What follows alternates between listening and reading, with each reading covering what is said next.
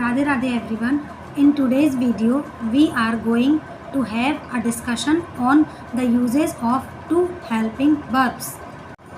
एक है did और दूसरी है had. कब किस सेंटेंस में did यूज़ होगा और किस सेंटेंस में had, यही हम आज की वीडियो में सीखेंगे।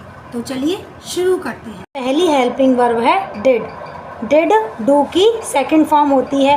डिड को हम सिंपल पास्ट टेंस में यूज़ करते हैं। इन वाक्यों के अंत में खाया, गया, किया जैसे शब्द आपको देखने को मिलेंगे। अब देखते हैं what is the definition of simple past. Definition है it is used to describe actions that were completed in the past. इसका मतलब है डिड को हम वहाँ यूज़ करते हैं जब हमें बताना हो कि कोई काम पास्ट में कंप्लीट हुआ है।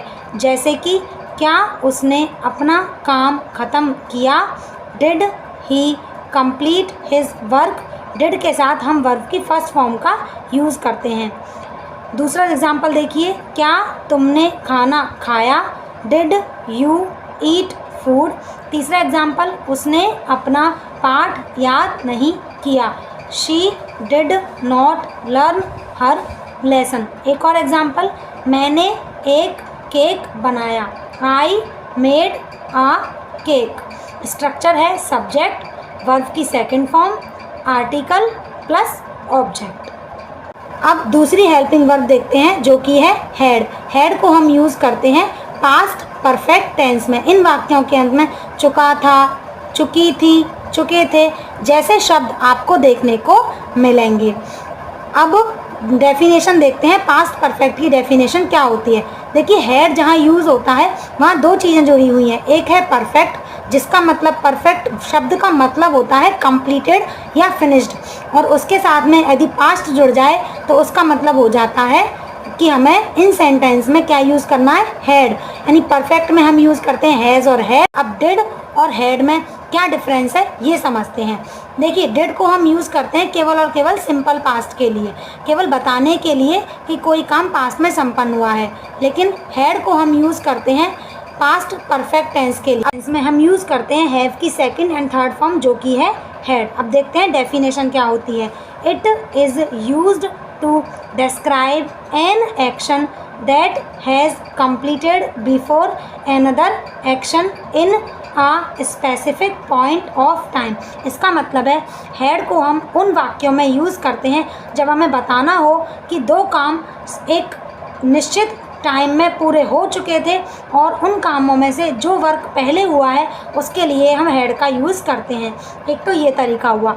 दूसरा होता है कि हम हैड को ऐसे वाक्यों के लिए या ऐसे कामों के लिए भी यूज़ करते हैं, ये बताने के लिए यूज़ करते हैं कि कोई एक काम एक निश्चित टाइम में पूरा हो चुका था, मतलब उस काम के पूरा होने का एक निश्चित समय था।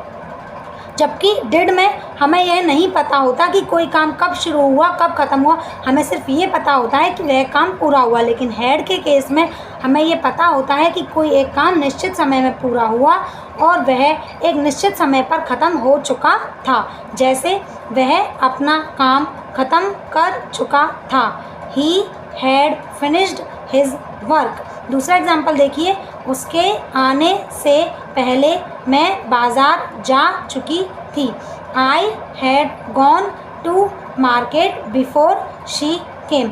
अनदर एग्जाम्पल, क्या वह अपना पाठ याद कर चुका था, had he learned his lesson.